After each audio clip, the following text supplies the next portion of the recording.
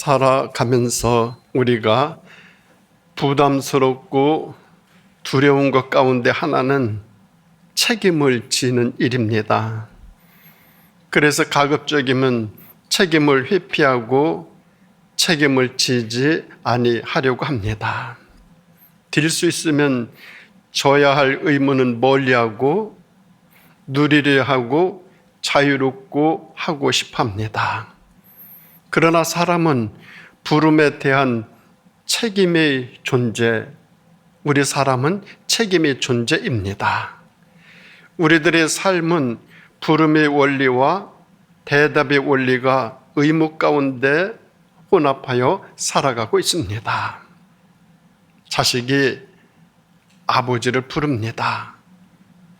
아내가 나를 부릅니다. 조국이 나를 부릅니다. 정의가 나를 부릅니다. 사명이 나를 부릅니다. 그리고 하나님이 나를 부르십니다. 엘버트 슈바이처 박사는 아프리카의 부름에 대답을 했습니다. 마하트마 간디는 진리의 부름에 응답을 했습니다. 나이팅게일은 사랑의 부르심에 대답을 했습니다. 부름에 대답하는 삶은 책임을 지는 삶입니다. 주어진 의무와 책임을 잘 감당하는 삶이 그래서 소중합니다. 영국 속담에 이런 말이 있습니다. 하인 10명의 눈보다 주인 한 사람의 눈이 더 밝다라고 말입니다. 왜 그럴까요? 주인의식 때문입니다. 사람이 사람 구실한다라고 하는 것은 손님의식이 아닌 주인의식을 가지고 책임있게 행동하는 것을 뜻합니다. 그래서 삶이라고 하는 것은 책임을 짓는 일입니다. 자신을 책임을 져요. 가정을 책임져요. 나에게 주어진 일을 책임을 져요.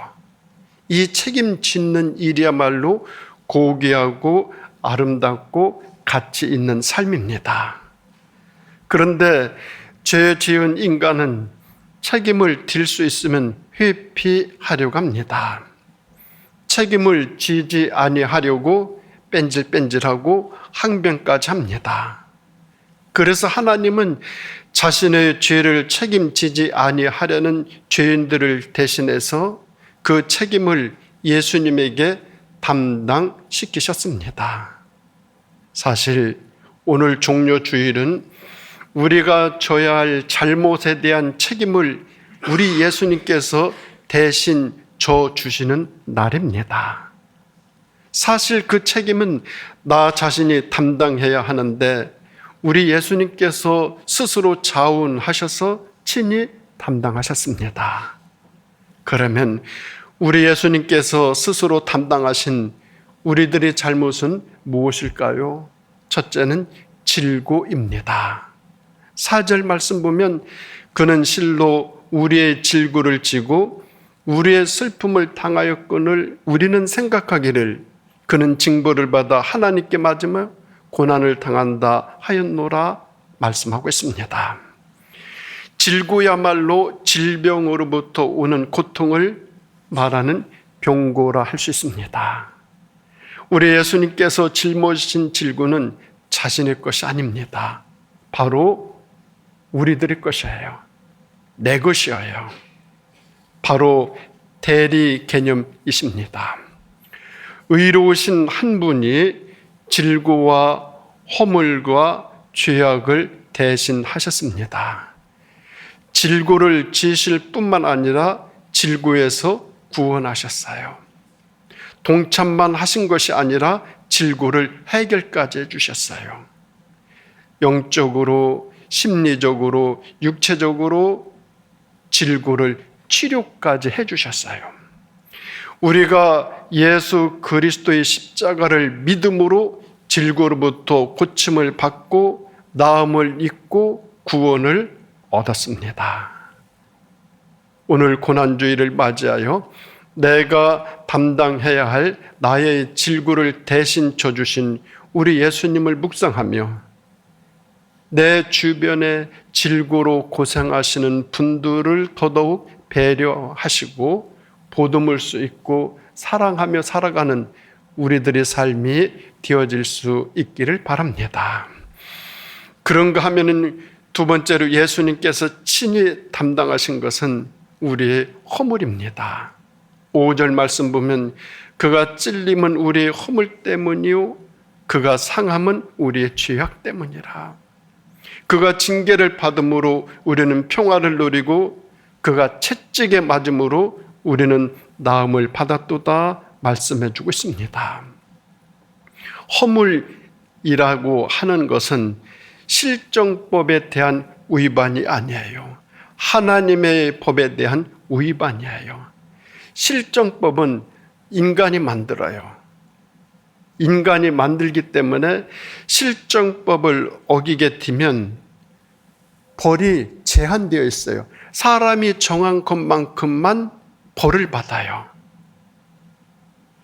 얼마든지 이 실정법은 만들기도 하고 안 만들기도 해요. 우리 조상님들 고조선 시대는 8조 금법 8개 법밖에 없었어요. 우리 하나님은 이스라엘 백성들에게 모세를 통하여 십계명을 줬어요. 10개 법이에요. 그런데 오늘날 우리들이 살아가는 삶의 모습을 보면 엄청나게 많은 실정법이 쏟아져 나오고 있어요. 오늘 우리나라 국회를 보면 별의별 법을 다 만들어내고 있어요. 실정법이에요. 그게 사람이 만드는 것이 실정법이에요. 사람이 정한 벌만큼 받아요. 그런데 하나님의 법은 절대 그렇지 않아요. 하나님의 법을 어기면 그 벌은 무제한이에요. 그 벌은 제한이 없어요. 어떻게 벌을 내릴지 아무도 몰라요. 하나님밖에 몰라요. 그런데 사람들은 실정법만 안 어기면 된다라고 하면서 하나님의 법은 완전히 깡그리 무시해버려요. 이게 더 무서운데 오늘날 우리들이 살아가는 삶의 모습에서 허물이라고 하는 것은 하나님의 법에 대한 위반이에요. 우리 인간은 거룩하신 하나님의 불변적인 법에 대해서 범죄하고 있어요.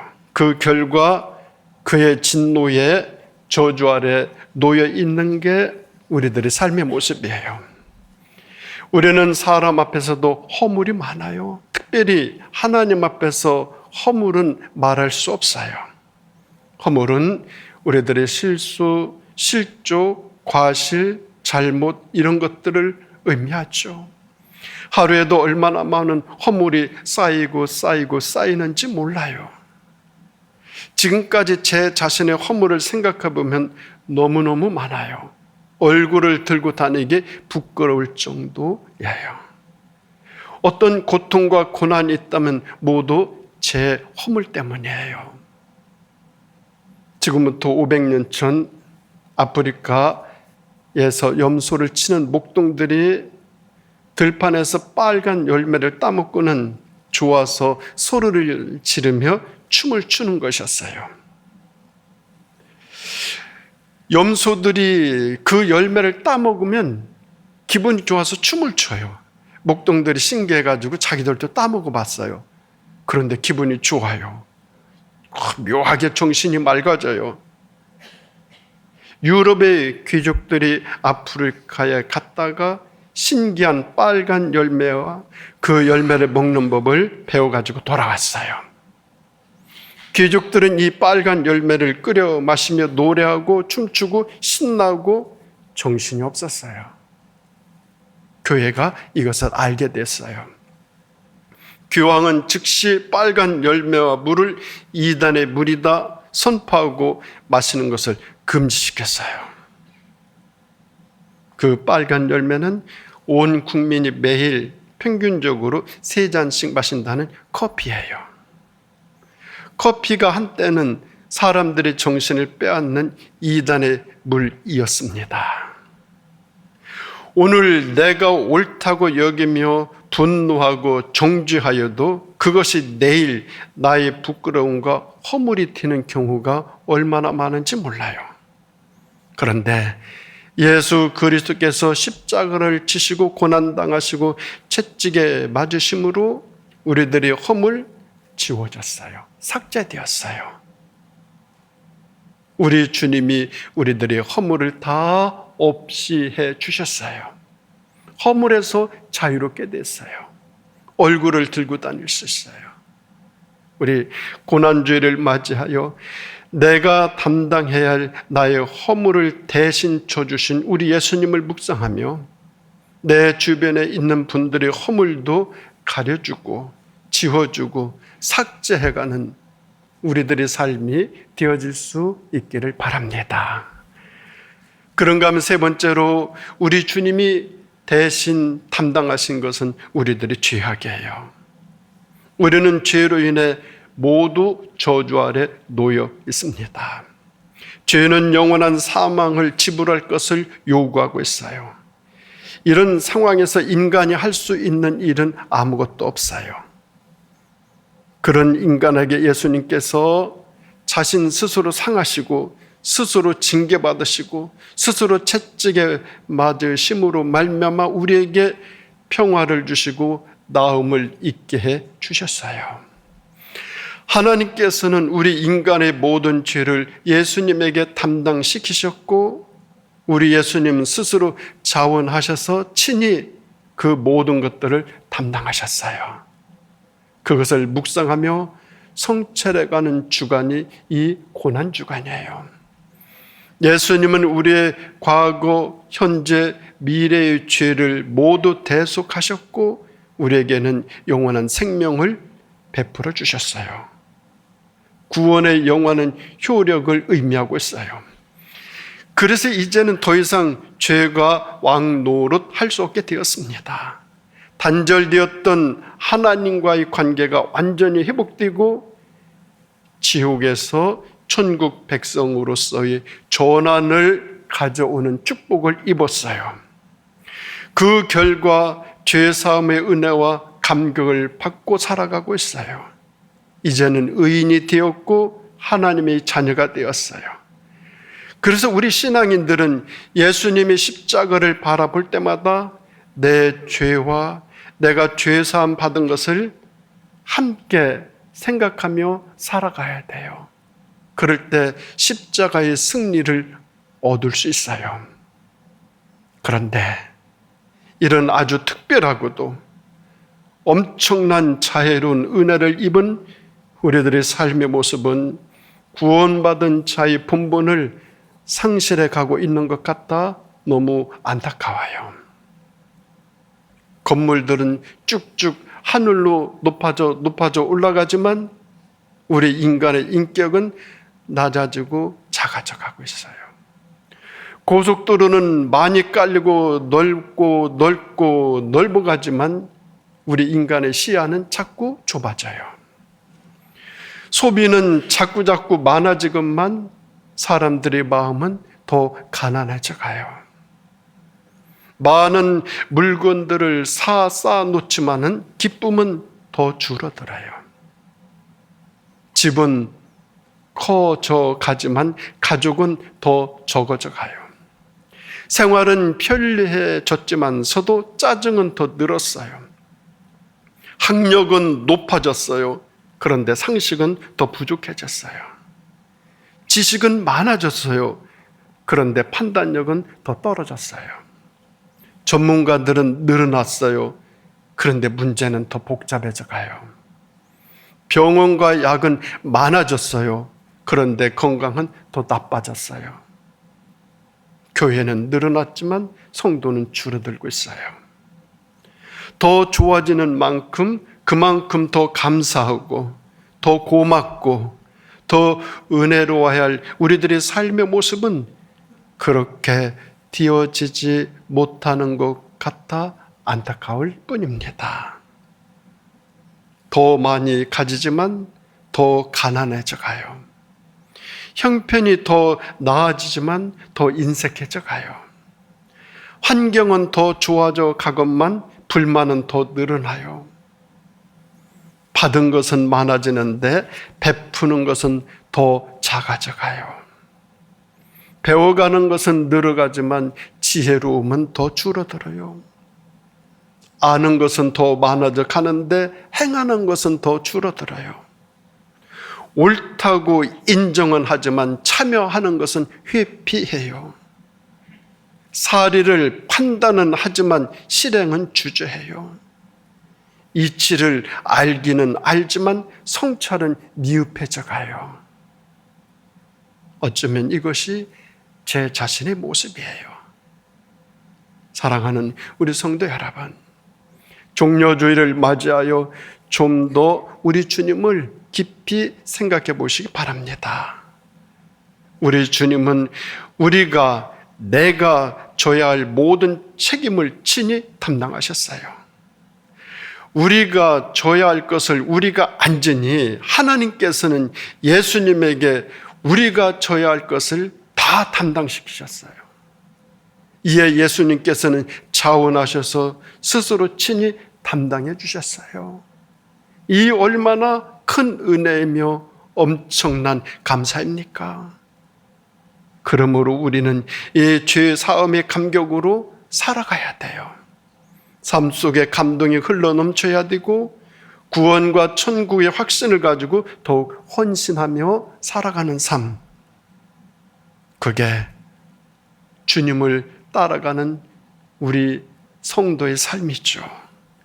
오늘 성찬 예식을 통하여 자신의 몸과 피를 주신 예수 그리스도의 사랑을 깊이 묵상하시면서 우리의 질고와 허물과 죄악을 친히 담당하신 우리 예수 그리스도를 더욱 굳게 믿고 부활의 증인된 삶을 이 봄에 기운차게 살아가는 우리 성도님들 다 되시기를 소망하며 고난 받으시는 예수님의 이름으로 축원드립니다. 기도하시겠습니다. 하나님 아버지, 감사드립니다.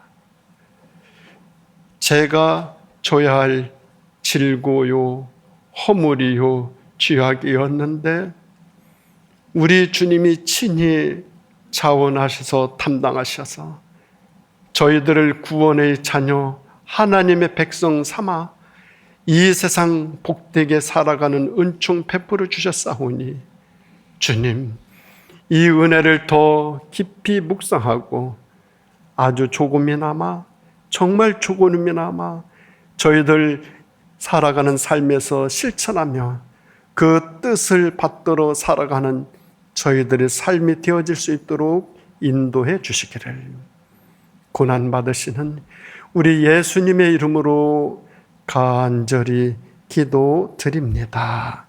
아멘.